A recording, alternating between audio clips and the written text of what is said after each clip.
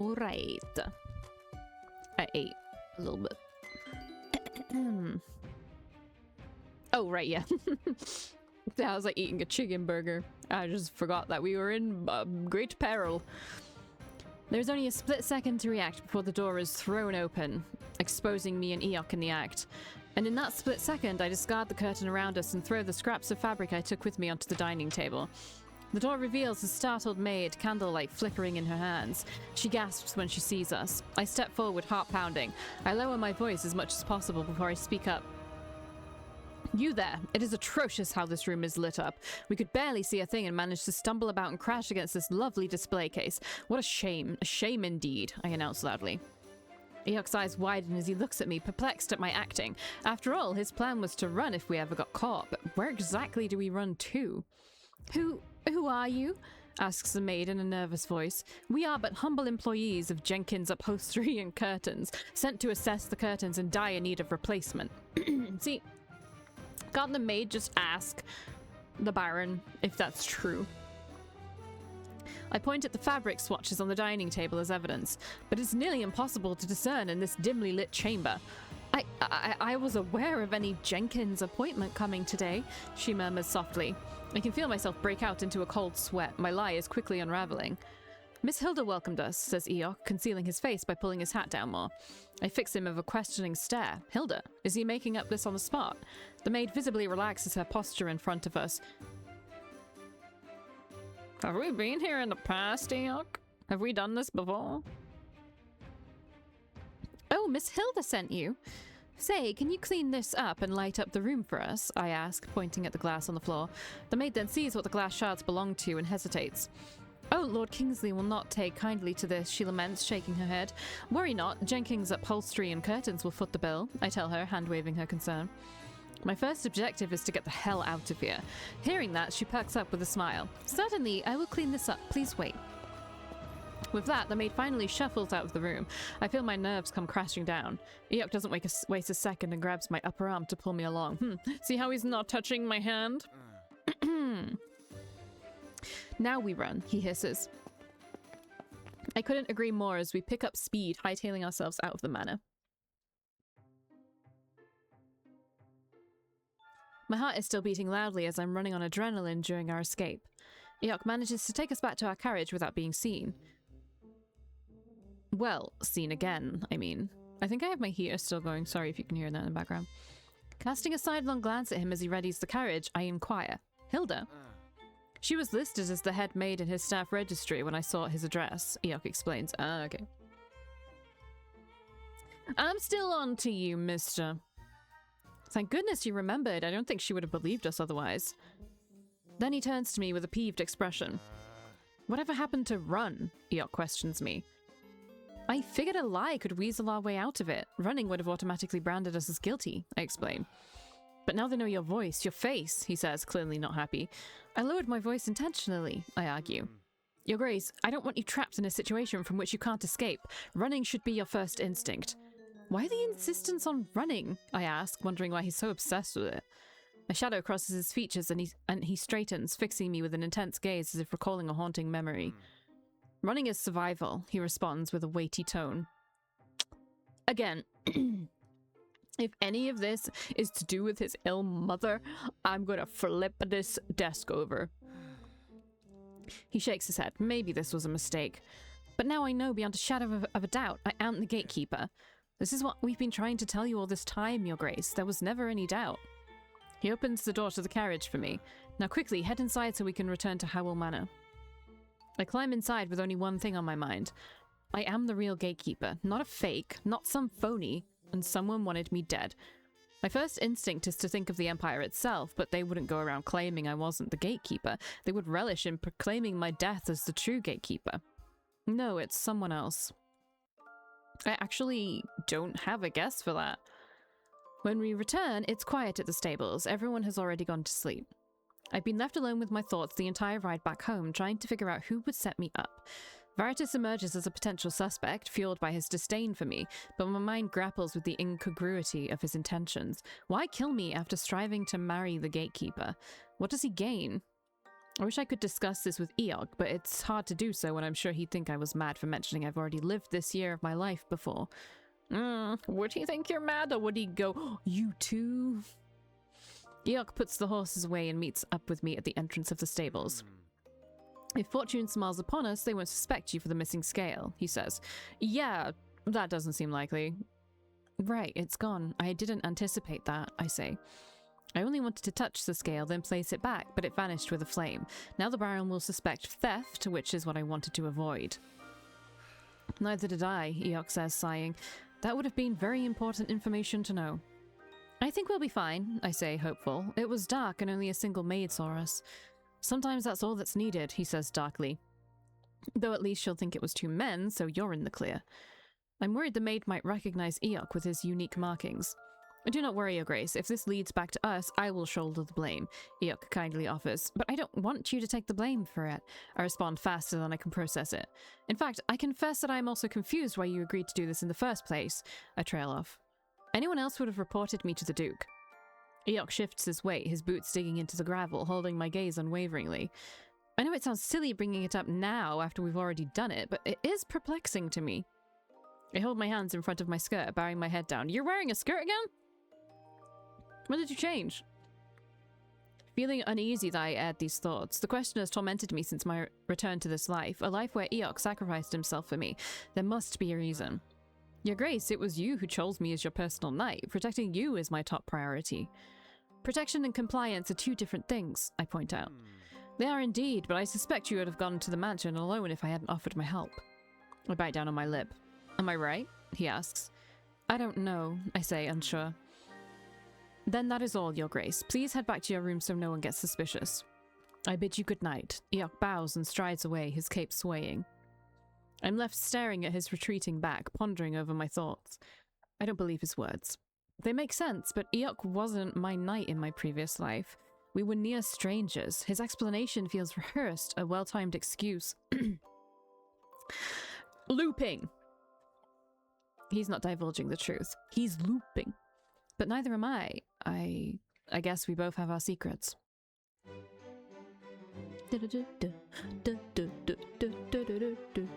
Those pictures at the back are quite nice. I hope they're not AI generated. I feel anxious all over, like I could get caught at any time, that the Baron recognized us and wants retribution. They just seem so detailed, you know? I don't know. I startle easily when Mandy enters the room. Your Grace, I have some news, she says. My heart drops into my stomach. Have they found us out already? Sir Glenn van der Sand has cancelled his music lessons with you for today. Oh, I reply in relief. I'm not getting arrested. Is he sick? I ask, remembering his ghostly pale skin from last time. I believe so, says Mandy, unsure. A thought enters my mind. I'm never gonna see him again. Once he cancelled his first lesson, he never returned. I didn't get any news on him, but the way he was coughing last time. It's the oh, not TB, Drag's curse. It's the Drag's curse, isn't it? I mumble mostly to myself. Glenn is going to die. Previously, I wouldn't have cared, but I do feel a pang of empathy this time around. Perhaps, Mandy agrees. However, something else is on my mind as well. If Glenn dies now, I'll never be able to check out his grandma's journals and find more information about the gatekeepers. Now that we've confirmed I'm the real deal, my thirst for knowledge about them has only increased. In my previous life, I never found out much about being the gatekeeper, and it ended up simply being a descriptive title that everyone else around me could use. But my blood resonated with a genuine dragon scale, once and for all confirming I am a part of a lineage of gatekeepers. And I want to find out more about them and myself.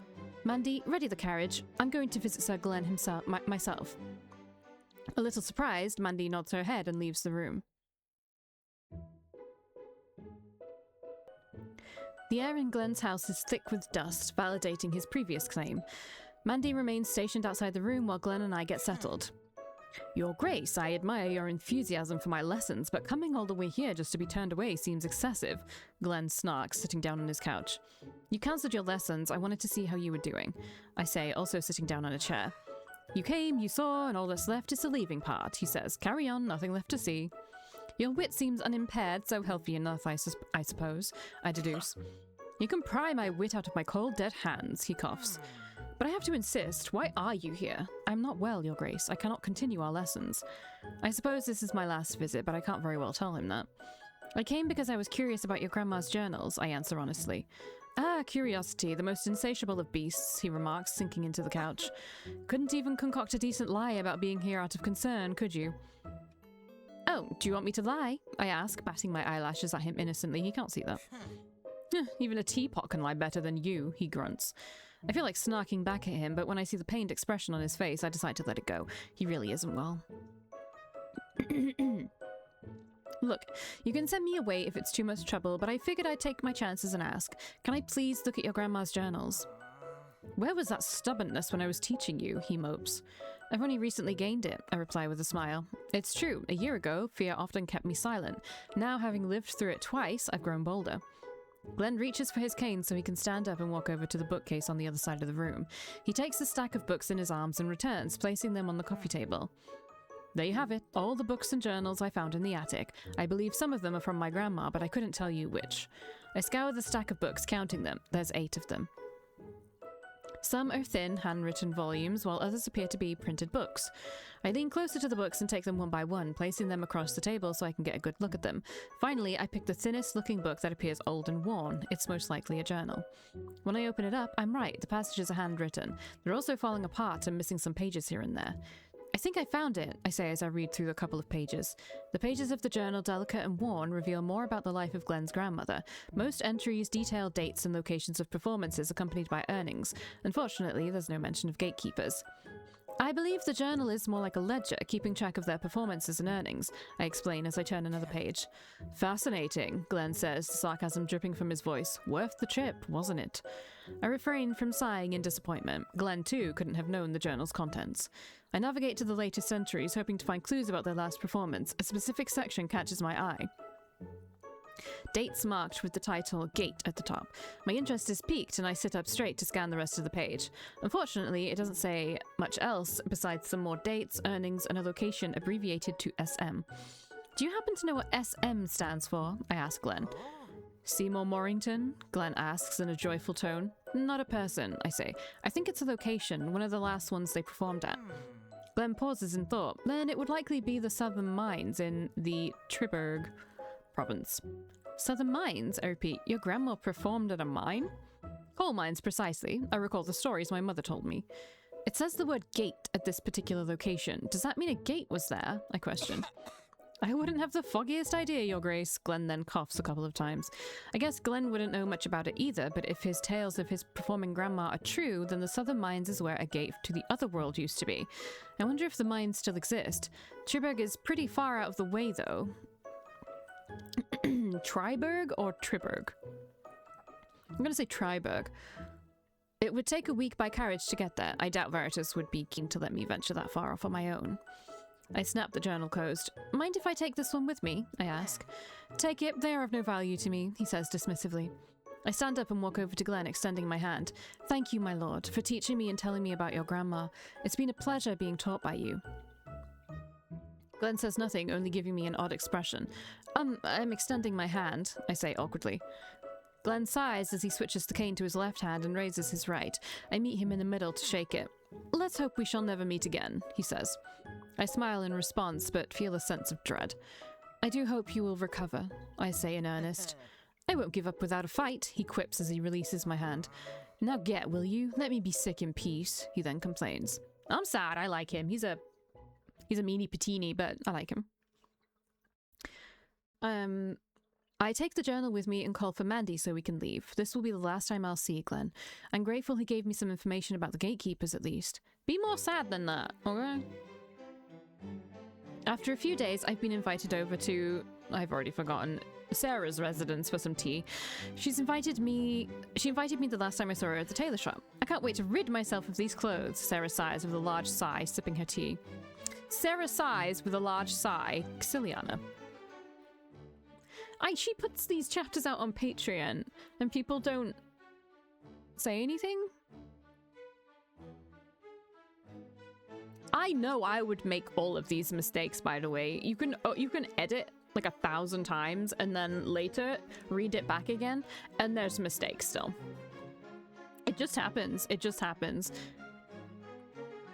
Not a big fan of black? Black this, black that. Who came up with these artificial rules that you must dress yourself in black to showcase to the world you're in mourning? I don't mind wearing it to the funeral, but I'm forced to parade around town like this for a year. I think you'll be out of those clothes just in time for Viscountess Kotov's baby showing. I mentioned knowing exactly when Chelsea will give birth. Oh yes, she's been showing a rather large bump. Probably another month to go, give or take, I'd say, Sarah replies. She thinks it over, blowing on her cup of tea. Yes, I do believe you're right. I should be out of these dreary clothes by then. No more mourning from me. Were you and the Lord close? Marquis Jones? She says, raising her eyebrows. He was an old man on his deathbed. Half the time he couldn't even remember who I was, and the other half he couldn't perform. Perform? I ask innocently. Intercourse, my dear. No matter how we tried, he couldn't produce an heir. I find my cheeks heat up with the way she so casually speaks. I did notice Sarah was without any children. How does that work with your inheritance? I ask. His family is trying to get their grubby hands all over it, and by family I mean his far distant cousin, twice removed, who never even knew the Marquis existed until the lawyers reached out to him. Sarah huffs and places her cup of tea down out of annoyance. As soon as he can smell fortune, he was ready to take me on. As a woman with no heir, I don't have a right to the inheritance. The sad reality unfolds. A woman cannot inherit, but a man can. As someone who grew up as a commoner, such rules never applied to me, as my parents perished, leaving me with nothing. When did that change? Because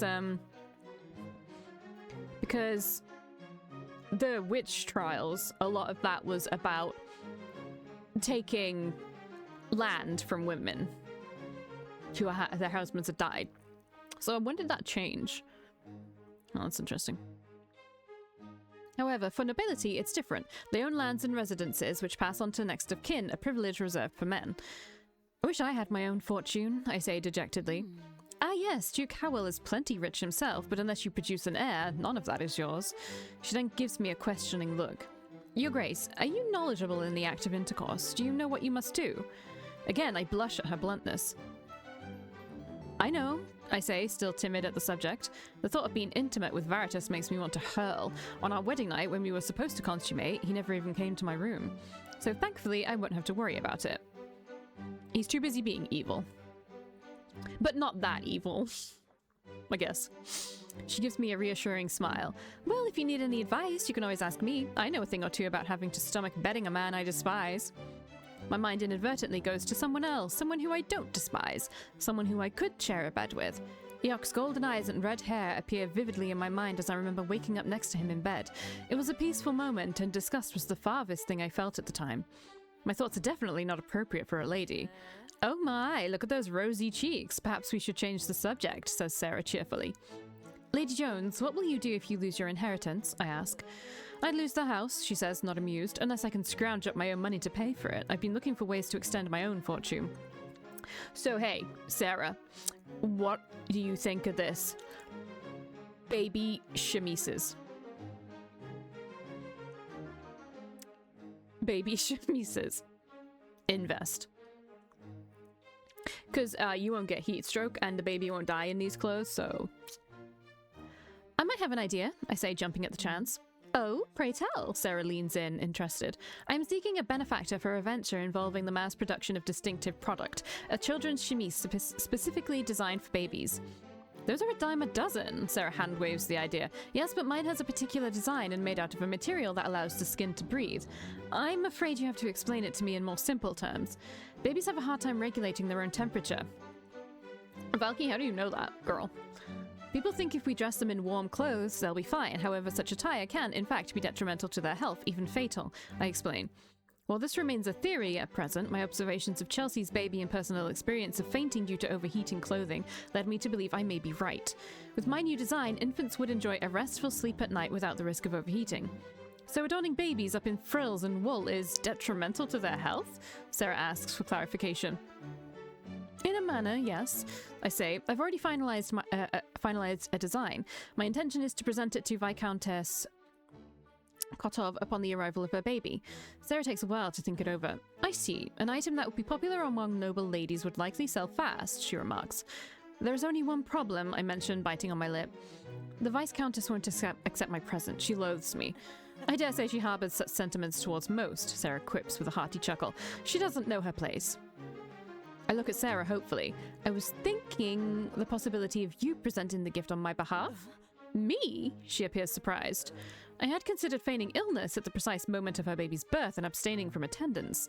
Given your status as the Machioness, I can't remember, she would undoubtedly receive your present.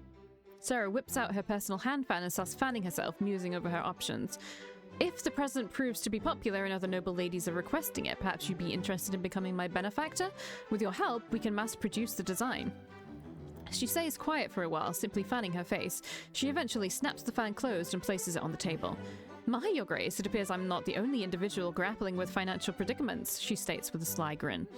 Either way, I am inclined to accept for now. I shall present your gift to the Viscountess Kotov, and we shall gauge its reception among the noble ladies. I smile from ear to ear. Thank you so much. I sit and stare at my tea for a second, imagining all the possibilities that will open up for me if I can actually accumulate wealth on my own. Then I remember, where are you going to put this money? Where did anybody put their money back in this time? They didn't have, like, did they have banks? I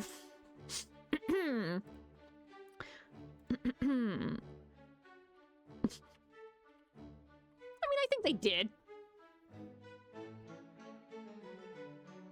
Yeah. Bank.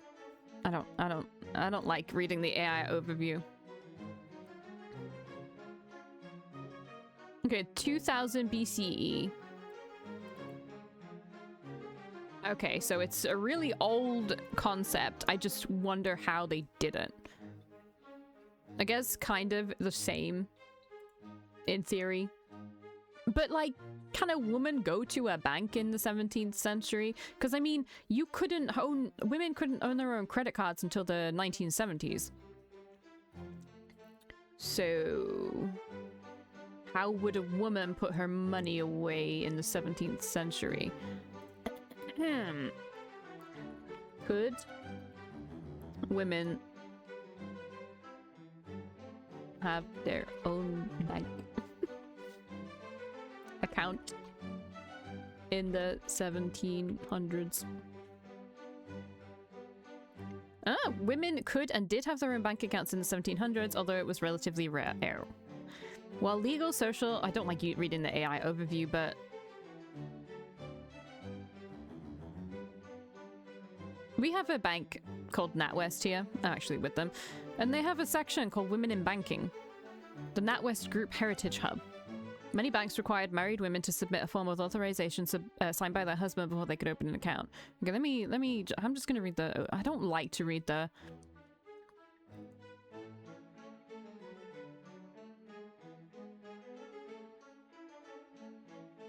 There are law reports which talk about women having bank accounts in their own name going back to the 1700s.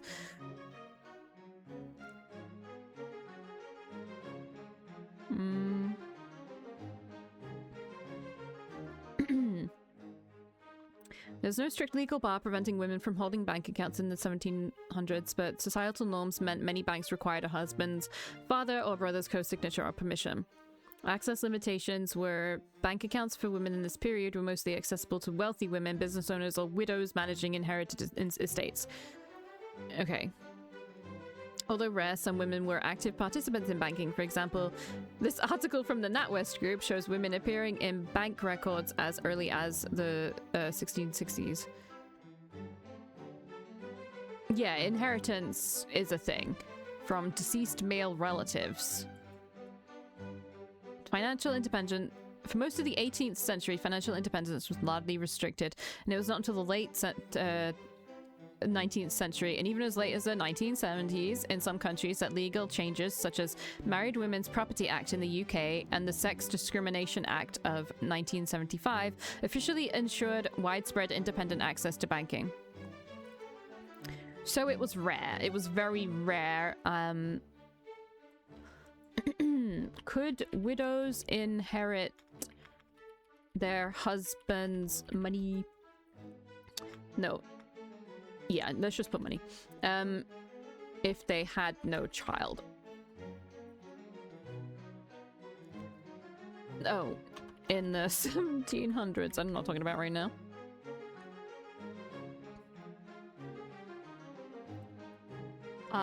Widows in the 1700s could inherit their husband's money and property even without children, but they rarely inherited the entire estate in absolute ownership.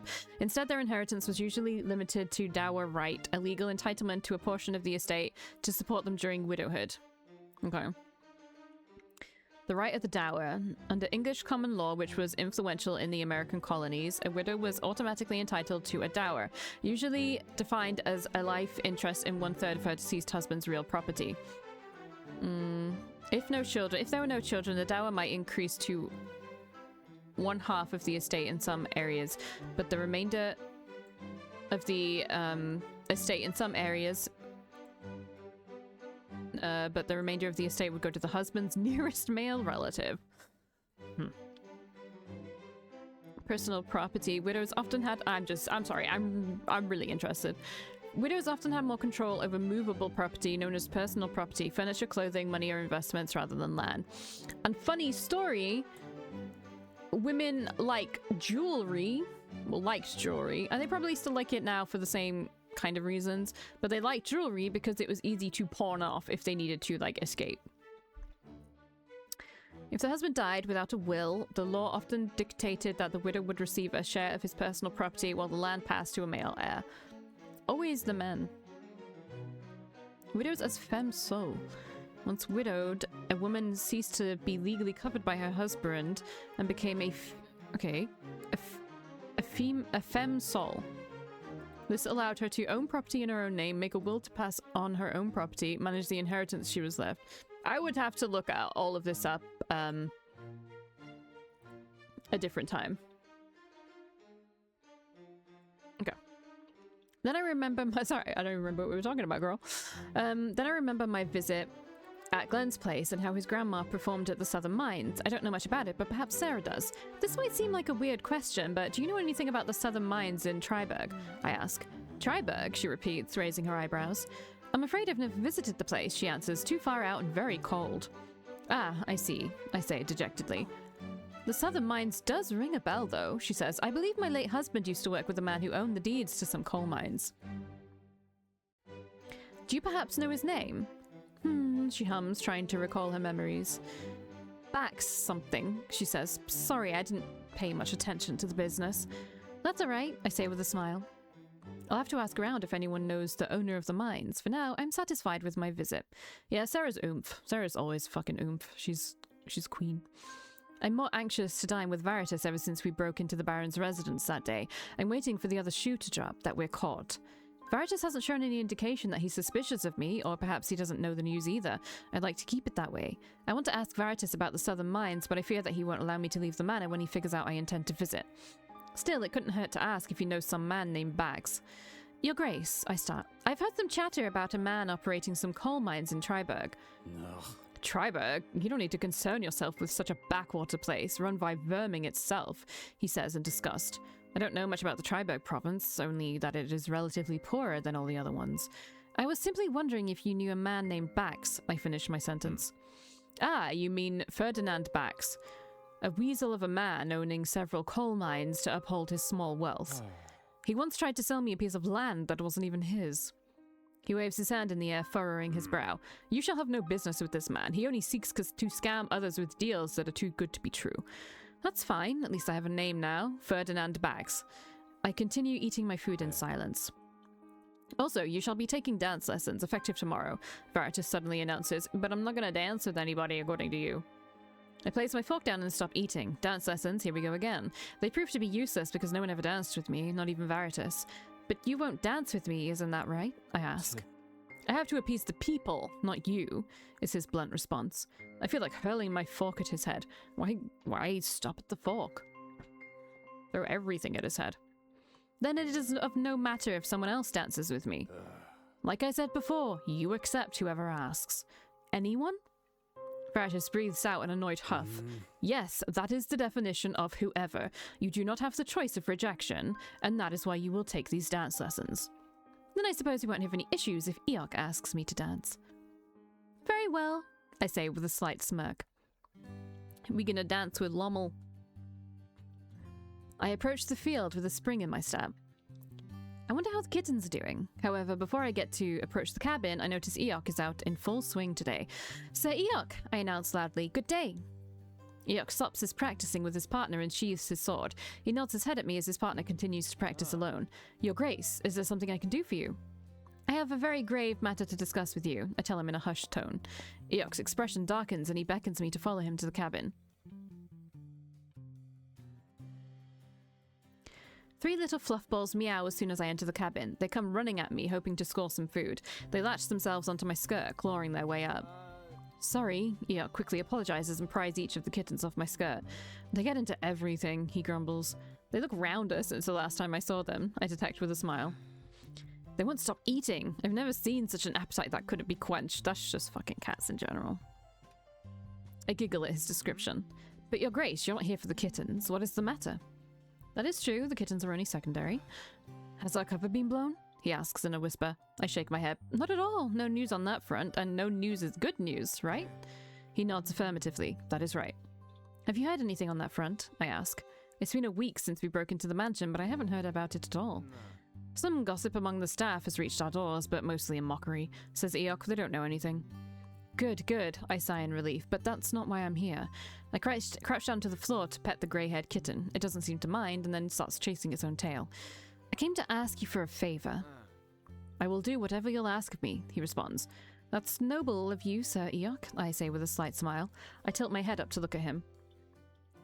Would you like to dance with me? EEYOK bumps his foot against the table and jumps back in surprise. Huh? He exclaims, caught off guard. Now? I stand up straight again, finding his reaction quite adorable. I don't know any dance moves, Your Grace, he sputters nervously. I figured as much. That's why I want to ask if you want to attend my dance lessons so you can learn as well.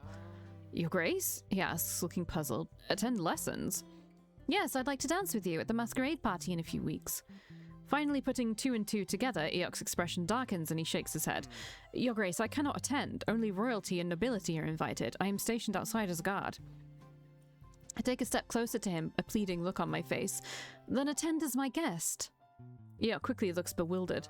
I don't think that's possible. Look, you'll be wearing a mask. No one will know who you are. As long as I vouch for you, it should be fine. EEYOK remains quiet. Why do you want me to attend? He finally asks. I sigh, casting my eyes downwards. No one will dance with me, I answer honestly. You've seen how the staff treats me, how the Duke treats me, how the other nobles have treated me. There won't be a single person in there who will dance with me. My lips quiver. I will be alone and made a mockery of. Your Grace, says EEYOK in a soft voice. I can see the empathy in his eyes. Duke Howell will dance with you. He is your fiancé, he finally says. If you've looped... Actually, if you've looped... It depends if he's looped and he's ever made it to this point where he's still in the mansion. Because he might not have. He might have always been cast out at that point, and he may never have been able to not get cast out because she has never remembered. So they've never been close. It's out of... It sneaks up on me, my throat, I swear. Do you truly believe that? I ask, staring him down. He doesn't answer. He knows just as well how much affection Veritas holds for me, which is to say, none at all. I simply want at least one person to dance with me. I shoot him a smile, and I'd like that person to be someone I trust. Sir EEYOK, will you attend dance lessons with me for the masquerade party? I ask again. EEYOK scoops up the little grey kitten as it gets into some mischief again. He cradles it in his arm against his chest, then releases a sigh. I suppose I did say I'll do anything you ask, he concedes and bows. I shall take dance lessons with you, Your Grace. Bum ba dum ba dum bum bum. Why doesn't that exist anymore? I miss it. Let's have a look at our outfits again. It has to be period sensitive. And this is correct, I suppose. I feel like this is more correct, but... And this is what she was wearing. But I feel like this is also what she must wear in this route. What is this then? Am I wrong in assuming that these are in order? I've never seen this one and it's beautiful. Maybe I have seen it. This is something from James's route, 100% because of this. Probably from James's route as well. I feel like this is from James's route. that looks familiar as well. Anyway, we're gonna just keep wearing this, I guess. Anyway, I will see you in the next one.